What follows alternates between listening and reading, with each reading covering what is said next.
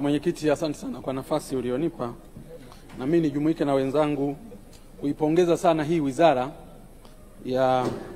ya utumishi wa umma na utawala bora, ambayo mtumishi namba moja ni Rais wetu wa Jamhuri ya Muungano wa Tanzania Dr. Samia Suluhu Hassan, akisaidiwa kwa karibu na Waziri George Boniface Simbachawene. Tunawapongeza sana kwa namna ambavyo mnaendesha jopo hili la watumishi wa umma kwa ajili ya kuhakikisha kwamba maendeleo yanapatikana na huduma kwa wananchi zinapatikana.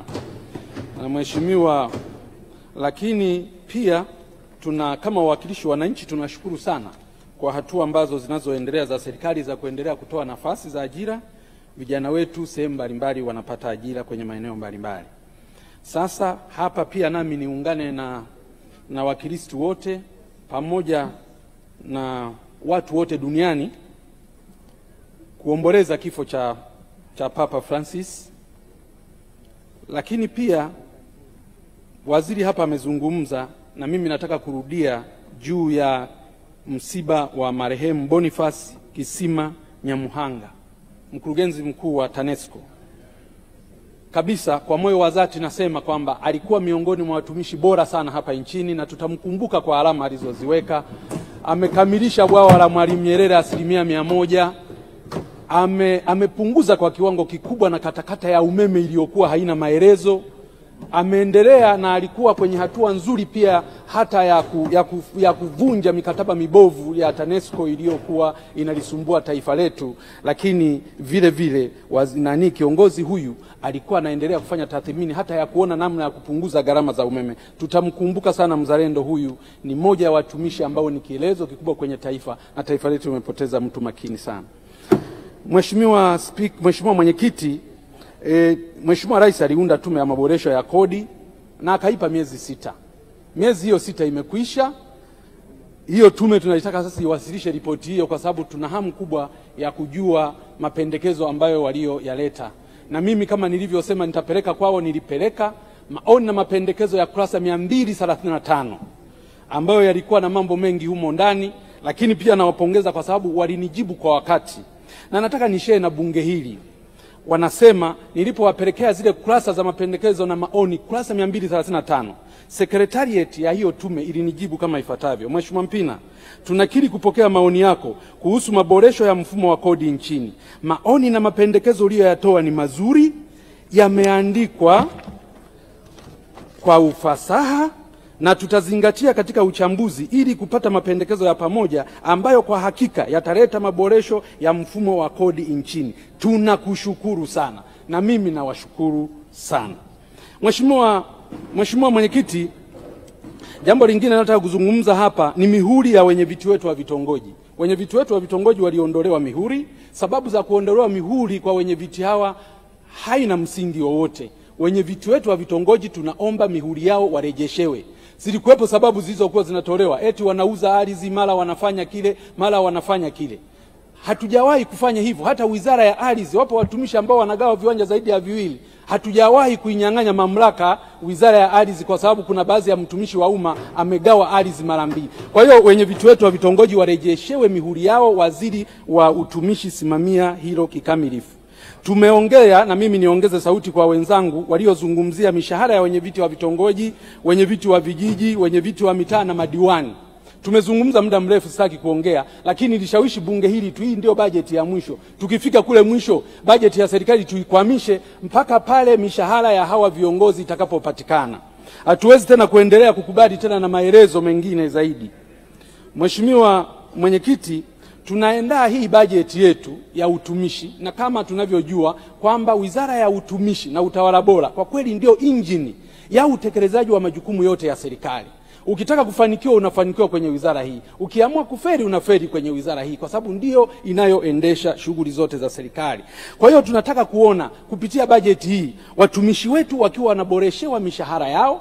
Tunataka kuona kupitia bajeti hii madai yote ya watumishi wa umma, malimbikizo ya mishahara, madeni ya uhamisho, madeni ya posho za uhamisho, madeni ya posho za likizo na maslahi mengine muhimu. Hatutaki tena kuendelea watumishi wetu kuendelea kudai madai yao haya ambayo ni halali. Kwanza tuliyapitisha kwenye bajeti husika, hatujui kwa nini walienda kukopwa wakati bajeti ilipita hapa. Kwa hiyo tunataka mwaka huu kupitia bajeti hii maslahi ya watumishi, kabla hatujaondoka bungeni hapa tarehe 27 Juni, tumehakikisha watumishi hao wamelipwa mishahara hiyo. Na wewe waziri wa utumishi unalo jukumu la kuhakikisha kwamba mambo haya yametekelezwa. Swala la kupanda kwa mishahara lisiwe jambo la hisani tena. Mheshimiwa Mwenyekiti, kwa masikitiko makubwa sana nimesoma pia kiambatisho namba 7 kinachohusu taasisi zilizofanywa tathmini za usalama wa mifumo ya TEHAMA, ambako ni mifumo 112 tu ndio ambayo ilifanywa tathmini, lakini nadhani tuna mifumo karibia takriban 800 kama sikosei. Sasa hizi tathmini za kiusalama zinapofanyika kwa udogo namna hii, Mheshimiwa Mwenyekiti, tunapata matatizo makubwa sana. Tunategemea mifumo ya TEHAMA kukusanya kodi, tunategemea mifumo ya TEHAMA kwa ajili ya kusimamia matumizi ya serikali. Sasa hivi mifumo mingi ina matatizo makubwa, ina changamoto nyingi. Mifumo imeanzishwa na kuanza kutumika ikiwa wakati mwingine Kanzidata na Seva bado zinamilikiwa na venda, lakini mifumo mingine inaruhusu fedha mpaka kuingia kwenye mifuko ya watu, kwenda kwenye akaunti za watu.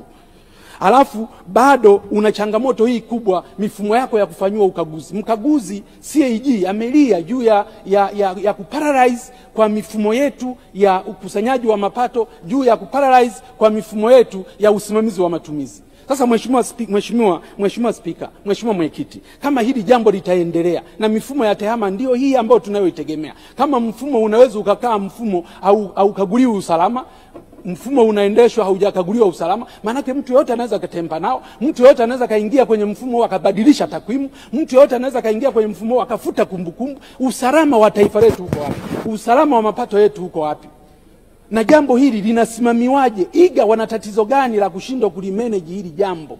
Na waziri wa utumishi anatuambia nini kuhusu uwezo wa IGA katika kusimamia hili jambo? Kwa nini mamlaka zinazovunja sheria sasa hivi taasisi ambazo zinasimamia miongozo zinasimamia miongozo na sheria ya serikali mitandao ni 40% tu? Mheshimiwa Mwenyekiti, changamoto ya muda huu nashindwa hata sijui nitaongeaje sasa. Kuhusu Mheshimiwa, sababu zingine nataka kusema tu kwamba utawala bora wetu uko wapi? Mheshimiwa Waziri Simbachawene, taarifa ya CAG, PPRA, FAU, TAKUKURU zinaendelea kuripoti uwizi wa fedha za umma kwa kiwango kikubwa, lakini kuingia mikataba ya usiri ambayo haina baraka za mwanasheria mkuu wa serikali, ambayo haijabarikiwa na bunge hili, na mikataba hiyo ikaendelea. Alafu tuko na waziri wa utawala bora, tuko na serikali inayosimamia utawala bora. Haya mambo yanawezekanaje? Lakini 40% ya watumishi wa umma hawafanyi kazi, na ni taarifa ya waziri mwenyewe. Watumishi wengine wamewekwa benchi, na mwenzangu amezungumza kwa fitina tu na chuki ndani ya mamlaka, lakini wameachwa tu, na anayefanya hivyo ameachwa tu. Kukabidhi rasilimali za umma kwa wageni, kwa mfano machimbo ya wachimbaji wadogo, taarifa za CAG kutokufanywa kazi, mifumo na mikopo na matumizi ya fedha za umma hata nje ya budget. Haya mambo haya yanaruhusiwaje? Waziri wa TAMISEMI, waziri wa utumishi huko hapa, waziri wa utawala bora huko hapa. Kuna manju mmoja kule kwetu aliwahi kuimba, Dumoga gijozwa olono saba jirale jabademi, anaitwa Mwanachulichuli. Kwa nini tunashindwa kuchukua hatua mahala ambako sisi tunaweza kuchukua hatua? Mheshimiwa Spika na Mwenyekiti, kwa mfano taarifa ya nchi yetu kulipa trilioni 1.438 katika mahakama, tovuti ya KSID inaonyesha kuwa baadhi ya makampuni yamelipwa baada ya kupewa tuzo katika mahakama ya kimataifa ya usuluhishi wa migogoro na uwekezaji na biashara, ambako nchini kwetu mpaka sasa hivi tumekwisha lipa trilioni 1.438 tena kwa siku za hivi karibuni. Hizi taarifa zinaonyeshwa kwenye tovuti ya KSID, trilioni 1.438 438. Lakini bunge hili halijawahi kuelezwa na waziri wa utumishi na utawala bora. Bunge hili halijawahi kuelezwa na waziri wa katiba na sheria. Bunge hili halijawahi kuambiwa jambo lolote, isipokuwa kule akisidi kwenye tovuti ndio wanaonyesha tu trilioni 1.438, ambako hizi fedha hatujawahi kuzipitisha sisi, na hatujawahi kuomba kibali, na hatujawahi kuambiwa kwa nini serikali ilienda kushindwa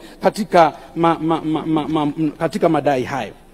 Mheshimiwa Mwenyekiti, jambo lingine mpaka sasa hivi serikalini, kashfa ya wahamiaji haramu kuajiriwa serikalini. Wote tunakumbuka kwamba mkuu wa majeshi ya ulinzi na usalama CDF Jenerali Jacob John Mkunda alitoa taarifa akisema baadhi ya waomba hifadhi hao na wakimbizi au familia zao wameajiriwa serikalini kwa nafasi mbalimbali, na wengine wamepewa teuzi serikalini katika nafasi zenye maamuzi. Nafasi za Watanzania zimechukuliwa na wageni. Kwanza, tuna mfumo gani wa utumishi ambao unaweza kuruhusu mpaka mtu mgeni akaajiriwa?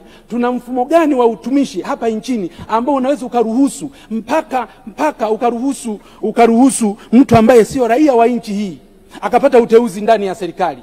Tuna mfumo gani? Yanawezekanaje haya? Na taarifa hii kwa sababu ilikwisha tolewa, waziri wa utumishi na utawala bora, una shida gani, una kigugumizi gani kuitolea taarifa kikamilifu ndani ya bunge hili? Ni akina nani ambao wameajiriwa ndani ya nchi si raia wa Tanzania? Ni akina nani ambao wameteuliwa ndani ya nchi yetu sio raia wa Tanzania? Ni akina nani hao na vyeo vyao na hatua zilizochukuliwa na serikali? Kuna shida gani? Kiongozi mkuu wetu wa majeshi ametoa taarifa nyeti kama hii, halafu inanyamaziwa, haitolewi taarifa mwaka jana na hata mwaka huu. Tatizo ni nini serikalini?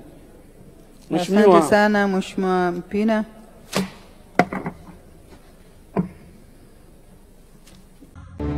Usisahau kusubscribe na kugusa alama ya kengele ili uwe wa kwanza kupata taarifa zetu kila tunapoweka Msomi News.